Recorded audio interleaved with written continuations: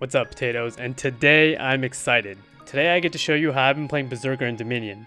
And originally I did it to troll people, but it actually works and it's a lot of fun. Alright, so here's what the build looks like. For your 1-star feat, you're going to take Stun Trap. This is going to be the trap that you put everywhere. It basically does a little bit of damage and drains all stamina. Stamina still regens pretty quick though, just be careful with that. For your 2-star feat, you're going to take Bear Trap. This trap is so annoying. Does a little bit of damage, drains all stamina, and roots the person who steps in it in place. Okay, but the traps can be kind of shitty though. If you're standing in the area of effect when someone else walks into it, it's gonna hit you too. So you could get stunned or trapped. But if you're in a roll animation, they act like invincibility frames and you won't get trapped or stunned. I don't know, just try to avoid the area of effect when people are stepping in it.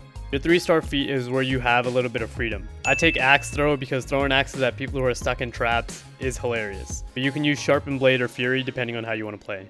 And your 4-star feat is no doubt Fire Flask. I mean, throwing axes is cool at people stuck in bear traps, but the Fire Flask, shit, you're gonna get some salt with that. As for gear stats, really play how you want. I wouldn't be too worried about it. Just make sure you get the feat cooldown reduction. Other than that, it's personal preference. So here's what you're gonna do when your Dominion match starts. For the first little bit until you get your first trap, just play like normal. Go where your team needs you, get kills, and then go to which point needs your help. Once you get your 1-star feat, that is your stun trap, go to a point that you think you can hold down and put it down. On a side note, it's a good idea to let your team know what you're doing because then they can just let you hold one point and then handle the other two themselves. Hold this point for as long as you can. Put your traps in choke points that you think a lot of people are going to come through. And if people start to catch on to what you're doing, that's great because it's going to limit their movement. Now this is where a lot of TRAPZERKers mess up.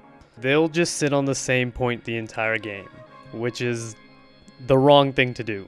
Your team's going to be down 1 man on the other 2 points, and the other team's just going to capitalize on that and you're going to lose the game. So yes, fill this 1 point up with as many traps as you can, but then go help your team. Honestly, this strategy works best on the points that are closest to the other team, because they're going to send a lot of people to come deal with you, which lets your team completely steamroll the other points. Alright, so here's how I like to do my placements. I put my stun trap at choke points on like random areas around the points and around the map. Remember, you gotta aim for high traffic areas for maximum effectiveness. Your bear traps, you gotta be a little bit more picky with though. I mean, don't get me wrong, you can put them in open areas too, they just work less well. I like to put them near edges, cliffs, and like environmental traps. So in this case, spikes and fires. And if you have a Conqueror, Warlord, or Raider on your team, oh, you're in for a treat. Watching a teammate run someone off the edge after they're trapped in bear trap is so satisfying. And that's basically the gist of trap placement. There's not much to it. Remember, what separates a good TRAPZERKer from a bad TRAPZERKer is that bad TRAPZERKers will sit on 1 point the entire game. This strategy can definitely work if your teammates are handling their shit. And if the other team is any good, they're just going to avoid that point, which can be a good thing sometimes. So make sure you're running around the map putting your traps at other places as well. Now your 3-star feat is pretty straightforward. I use Axe Throw to quickly kill people in case they brought more than one person, or I use it to finish off a low health opponent.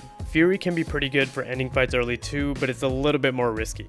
And Sharpened Blades is in the same boat, it's not guaranteed damage. Now Fire Flask is where you're going to have the most fun. You can do so much with this. You can cut off escapes, you can cut off entrances, you can throw it into the middle of a fight, you can throw it at a 1v2 to stack the odds in your favor, or my personal favorite, the Salt Mine, you can throw it at someone stuck in a bear trap. Fire Flask is what makes TRAPZERKer so much fun to play. And remember, originally I thought this build was just going to be for trolling. So the fact that it actually works, that's pretty cool. Let me know in the comments below how TRAPZERKer goes for you, and how you would build the feats, and what you would do with gear stats. And I think by the time this video goes live, I'm gonna be at 1,000 subs. That's crazy to me.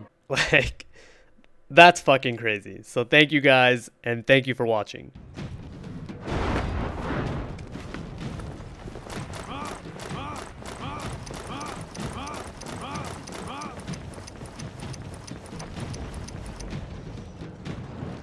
You crazy mother...